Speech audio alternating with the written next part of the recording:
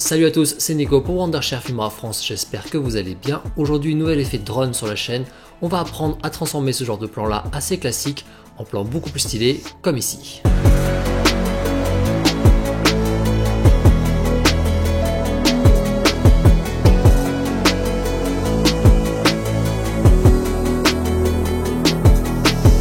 Rajouter des nuages dans des prises de vue aériennes, c'est un effet qu'on voit de temps en temps dans des vidéos cinématiques de voyage. Ça crée de suite une ambiance beaucoup plus mystérieuse sur tout le spot en question. Alors bien sûr, le mieux pour ce genre de rendu, c'est de ne pas tricher tout simplement, d'avoir réellement des nuages lors de vos prises de vue. Ça arrive souvent lors de l'automne, en matinée notamment, on peut avoir un petit peu de brouillard, tout ça. Mais bon, il faut l'avouer, c'est un petit peu galère, c'est assez rare. Donc aujourd'hui, on va voir comment recréer ça en post-production directement sur Filmora 12. C'est parti. Le premier truc à faire avant de s'attaquer à son plan, c'est de récupérer sur internet des vidéos de nuages sur un fond transparent ou alors sur fond noir. Eh bien, il existe un pack de vidéos idéal pour ça que l'on peut retrouver gratuitement sur internet. Dans ce pack, on a une vingtaine de vidéos de nuages de fumée en 4K à chaque fois.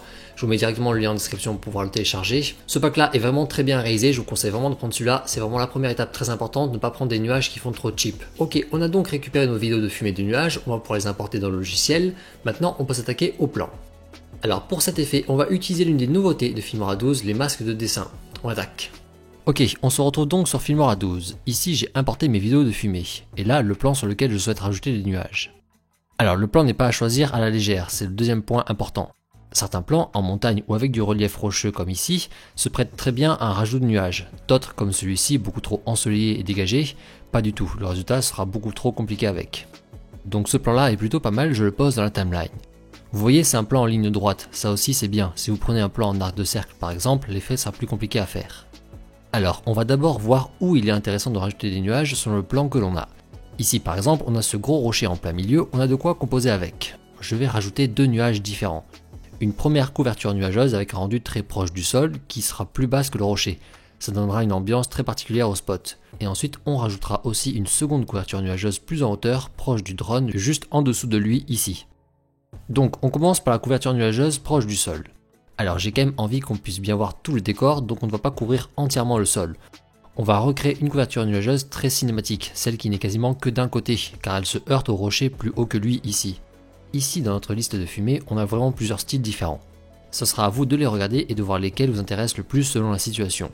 Pour ce premier nuage, je choisis le numéro 5. On a une bonne partie de la fumée qui est à droite et elle n'a pas vraiment de direction, elle semble en lévitation. Je prends cet élément et je le pose en V2 au-dessus dans la timeline.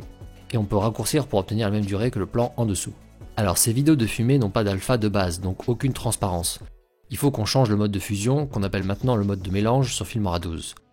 On double-clique sur notre plan de fumée, on va dans vidéo puis basique, et là dans composition on a mode de mélange ici. Étant donné que le fond est noir, on passe ça en superposition. Et hop, on récupère la transparence, c'est cool. Ok, là pour l'instant vous voyez, on n'y est pas du tout, on a juste l'impression d'avoir rajouté un léger voile nuageux sur toute la vidéo directement. On va modifier tout ça pour vraiment faire croire que les nuages sont vraiment très près au ras du sol, plus bas que le rocher. Alors pour commencer, on va donc faire ressortir le rocher qui est au centre. Pour ça, on duplique notre plan en piste 1 et on place sa copie en piste 3 au-dessus des nuages. Maintenant, on va créer un masque sur le rocher. On se place bien sur la première image et on double-clique sur le plan en piste 3. Dans vidéo en haut, on se rend ensuite dans masque et là on sélectionne l'outil masque de dessin, celui-ci, c'est la nouveauté de Filmora 12. Avec, on va donc créer un masque, directement sur le retour image ici. On commence du coup à détourer le rocher comme ça. Alors, bonne nouvelle, rassurez-vous, étant donné qu'on parle de nuages, pas besoin de détourer précisément le rocher, on fait ça grossièrement, voilà, comme ça. Une fois détouré, ce qui importe surtout, c'est de rajouter à fond du contour progressif avec le réglage intensité de flou ici. Voilà, on en met vraiment beaucoup, genre 70-80. De suite, on a la sensation maintenant d'une masse nuageuse plus basse que le rocher, c'est cool. Bon, notre plan, comme vous le voyez, il est en mouvement, et donc du coup la suite du plan ça ne marche pas, ça se décale. Il faut réajuster le masque. Donc sur la première image, on place un point clé en cliquant ici sur ce logo à côté de masque de dessin. Puis on se rend sur la dernière image, et là on a juste à réajuster le masque pour recoller au rocher. Voilà. Automatiquement, Filmora a placé un nouveau point clé ici, le masque est bien animé. Alors maintenant, on va s'attaquer un petit peu à la colorimétrie. Même si sur fond noir au début, on voyait bien la fumée plus forte à droite qu'à gauche, maintenant sur notre plan, c'est pas dingue et surtout la fumée manque de volume de contraste. C'est juste un voile gris pas stylé du tout, on va devoir retoucher pas mal la fumée. On double-clique sur la fumée dans la timeline, donc en piste 2, et on va dans couleur ici. Là, je vais modifier les réglages, histoire de bien distinguer les nuages. Alors les réglages à appliquer seront un petit peu propres à chaque plan que vous aurez.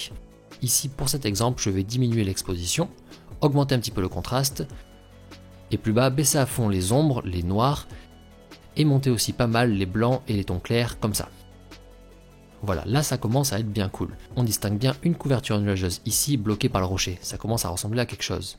Allez, encore un dernier truc sur ce premier nuage. Le plan, vous voyez, quand je fais lecture, eh bien il recule. Donc mon décor réduit à l'image. Sauf que le nuage, lui, non. Ça crée encore une petite sensation qu'il est collé à la caméra.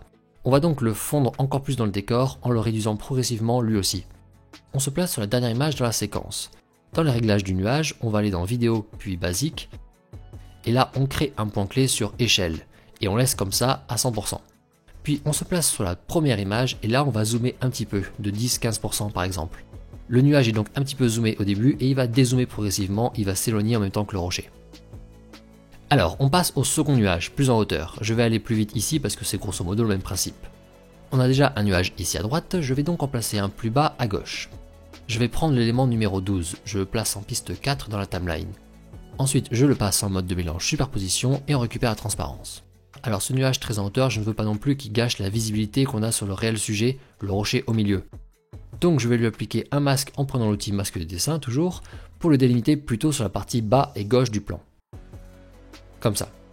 Une fois qu'il est bien placé comme ça, eh bien je vais lui aussi lui appliquer un étalonnage quasi similaire au premier, histoire de le rendre plus captivant.